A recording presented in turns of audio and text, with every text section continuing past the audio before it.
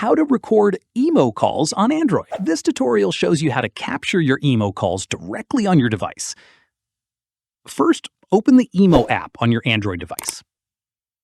After that, start or receive a call on Imo as you normally would.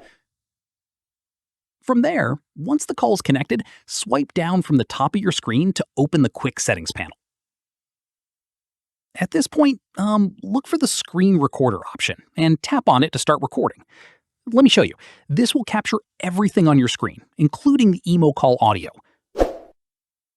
In the next step, a countdown will appear, and then the recording will begin automatically.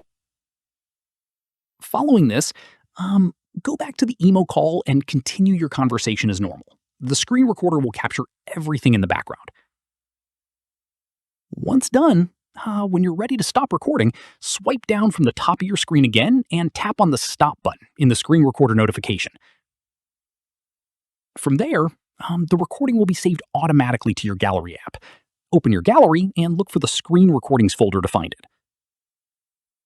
At this stage, if the screen recorder option isn't showing in your quick settings panel, swipe down and tap on the edit button to customize your quick settings. Search for screen recorder and drag it into your panel. From here, if you want better audio quality during the recording, make sure to select internal sound when starting the screen recorder, so both sides of the call are captured clearly. Here's an important note.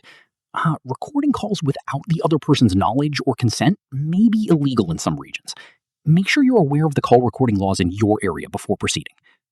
Finally, if the screen recorder isn't capturing the call audio properly, try using a third-party screen recording app from the Play Store that supports internal audio recording for better results. And that's it.